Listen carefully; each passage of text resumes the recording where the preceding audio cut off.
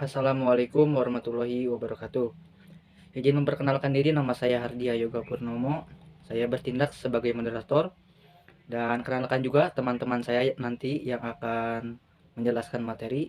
Yang pertama ada Dipia Oktavian, yang kedua ada Pepi Hartati Lestari, dan yang ketiga ada Imelda Dinar Agustina. Kita kelompok 4 akan menjelaskan atau mempresentasikan tentang Arkanul Islam. Untuk pemateri pertama ada Dipia, yang kedua ada Pepi, yang ketiga ada Imelda, dan untuk yang terakhir ada saya sendiri sebagai moderator. Assalamualaikum warahmatullahi wabarakatuh. Perkenalkan, nama saya Divya Oktavian dengan NIM 1052-1045 dari kelompok 4 tingkat 1B keperawatan. Dalam video ini, saya dan rekan-rekan saya yang bernama Pepi Hartati, Imelda Dinar, dan Hardia Yoga akan memaparkan sedikit materi mengenai Arkanul Islam. Yang pertama, ada pengertian Arkanul Islam.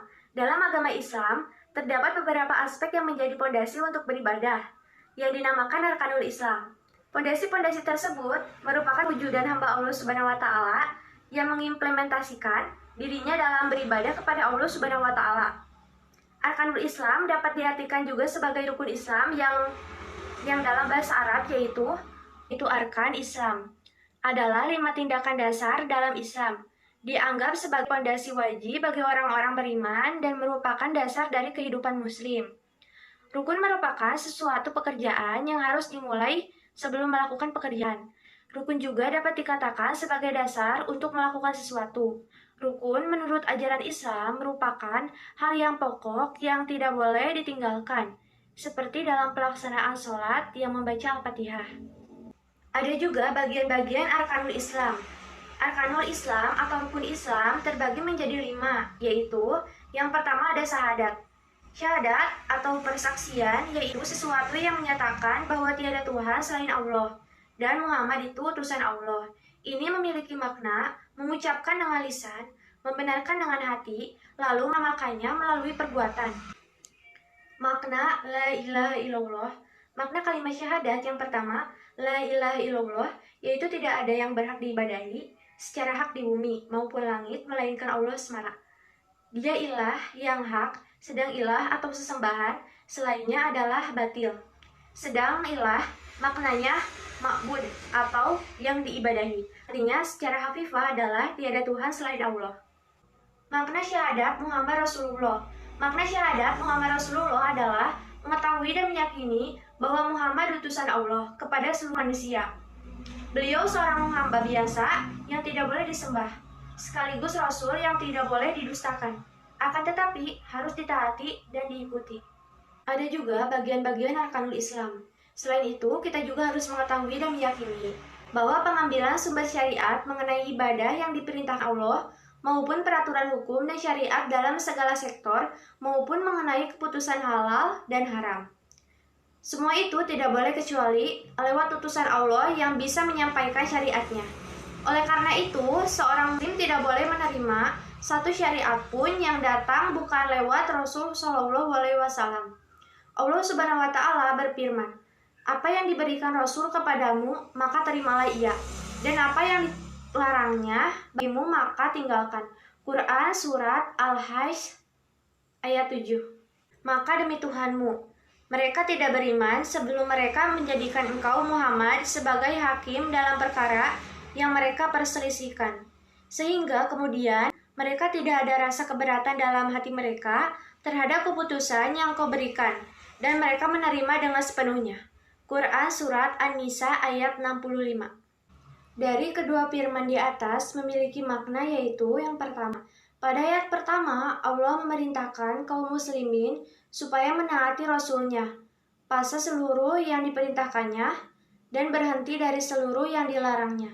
Karena beliau memerintahkan hanyalah berdasarkan dengan pemerintah serta larangan Allah Subhanahu wa Ta'ala. Pada ayat kedua menjelaskan dengan sumpah bahwa walaupun ada orang yang mengaku beriman, tetapi pada hakikatnya tidaklah mereka beriman selama mereka tidak mau bertahkim kepada Rasul. Baik, saya dari kelompok 4, izin memperkenalkan diri. Perkenalkan, nama saya Pepi Hatati Lestari dengan NIM 105211069 dari tingkat 1B Keperawatan. Di sini saya akan melanjutkan pembahasan materi mengenai bagian-bagian arkanul Islam yang sebelumnya sudah disampaikan oleh rekan saya.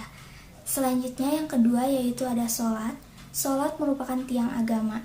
Ia sebagai arkanul terpenting Islam setelah 2 kalimat syahadat. Seorang muslim wajib memeliharanya semenjak usia balik atau dewasa hingga tutupnya usia atau wafat. Sholat wajib bagi seorang muslim dalam kondisi apapun hingga pada kondisi ketakutan dan sakit. Seorang muslim menjalankan sholat sesuai kemampuannya baik dalam keadaan berdiri, duduk maupun berbaring, hingga sekalipun tidak mampu kecuali sekedar dengan isyarat mata atau hatinya. Seperti firman Allah Subhanahu wa taala, yaitu sesungguhnya sholat itu adalah kewajiban yang ditentukan waktunya atas orang-orang yang beriman. Quran Surat An-Nisa ayat 103. Dan terdapat pula hadis, yaitu perjanjian antara kami dengan mereka adalah sholat. Siapa yang meninggalkannya berarti telah kafir. Hadis riwayat Ahmad, Abu Daud, At-Tirmizi, An-Nasai, dan Ibnu Majah. Kemudian yang ketiga yaitu puasa. Puasa menurut bahasa artinya menahan diri. Menurut syara ialah menahan diri dari segala sesuatu yang membatalkannya dari mulai terbit fajar hingga terbenam matahari. Karena perintah Allah Subhanahu wa taala semata-mata serta disertai niat dan syarat-syarat tertentu. Seorang muslim berniat puasa sebelum waktu subuh atau fajar terang. Kemudian menahan diri dari makan, minum, jima atau hubungan lain jenis hingga terbenamnya matahari, kemudian berbuka. Dan seorang muslim mengerjakan puasa selama 1 bulan penuh di bulan Ramadan. Bulan Ramadan ialah bulan ke-9 di bulan Hijriah. Dengan itu, ia menghendaki ridho Allah Subhanahu wa taala dan beribadah kepadanya. Puasa memiliki manfaat yang terpenting, yaitu yang pertama, merupakan ibadah kepada Allah dan menjalankan perintahnya. Seorang hamba meninggalkan syahwatnya, makan dan minumnya demi Allah Subhanahu wa taala. Hal itu diantara sarana terbesar mencapai takwa kepada Allah Subhanahu wa taala. Yang kedua, adapun manfaat puasa dari sudut kesehatan, ekonomi, sosial, maka amat banyak. Tidak ada yang dapat mengetahuinya selain mereka yang berpuasa atas dorongan akidah dan iman. Perkenalkan, nama saya Imelda Dinar dengan NIM 105211071.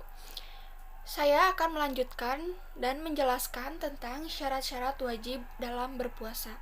Yang pertama, agama Islam, balik, berakal atau tidak gila, sehat jasmani dan rohani, mampu menjalankan puasa, tidak dalam perjalanan, suci dari haid nifas bagi perempuan. Yang selanjutnya ada bagian-bagian arkanul Islam. Ada zakat. Zakat di dalam bahasa Arab yaitu zakah, sedangkan dalam segi istilah adalah harta tertentu yang wajib dikeluarkan oleh orang yang beragama Islam dan diberikan kepada golongan orang yang berhak menerimanya. Allah telah memerintahkan setiap muslim yang memiliki harta mencapai nisab untuk mengeluarkan zakat hartanya setiap tahun. Di antara manfaat mengeluarkan zakat menghibur jiwa orang-orang fakir dan menutupi kebutuhan mereka serta menguatkan ikatan cinta antara mereka dan orang kaya. Seperti halnya mengenai firman Allah Ta'ala, yaitu ambillah zakat dari sebagian harta mereka, dan zakat itu kamu membersihkan dan mencucikan mereka, dan berdoalah untuk mereka. Sesungguhnya doa kamu itu menjadi ketentraman jiwa bagi mereka, dan Allah Maha mendengar lagi Maha mengetahui. Quran Surat At-Taubah ayat 103. Dan yang kelima ada haji. Haji menurut bahasa ialah berkunjung ke tempat-tempat yang agung. Sedangkan menurut istilah adalah berziarah ke tempat tertentu, Baitullah, pada waktu tertentu, setidaknya sekali seumur hidup bagi semua orang muslim dewasa yang secara fisik dan finansial mampu melakukan perjalanan. Dalam ibadah haji terdapat manfaat tak terhingga, yaitu yang pertama, haji merupakan bentuk ibadah kepada Allah Subhanahu wa taala dengan ruh, badan, dan harta. Dan yang kedua, ketika kaum haji muslimin dari segala penjuru dapat berkumpul dan bertemu di satu tempat. Mereka mengenakan satu pakaian dan menyembah satu rob dalam satu waktu. Tidak ada perbedaan antara pemimpin dan yang dipimpin, kaya maupun miskin, kulit putih maupun hitam. Semua merupakan hamba Allah. Mereka sama-sama mengingat pada hari Allah, membangkitkan mereka semuanya dan mengumpulkan mereka dalam satu tempat untuk diadakannya hisab, perhitungan amal, sehingga mereka mengadakan persiapan untuk kehidupan setelah mati dan dengan mengajarkan ibadah serta ketaatan kepada Allah Subhanahu wa taala.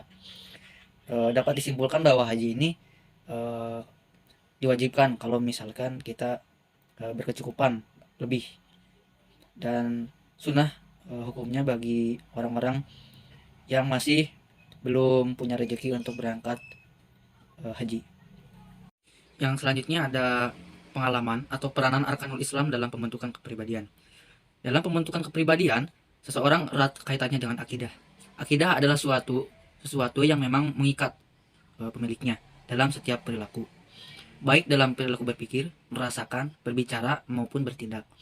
Dilihat dari fakta ini, akidah berperan penting dalam menyalurkan sifat dasar dan fitrah manusia berupa keterikatan, ketergantungan, dan keberpihakan.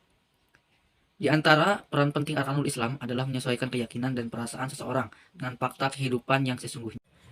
Ada juga manfaat yang diperoleh orang yang arkanul Islam.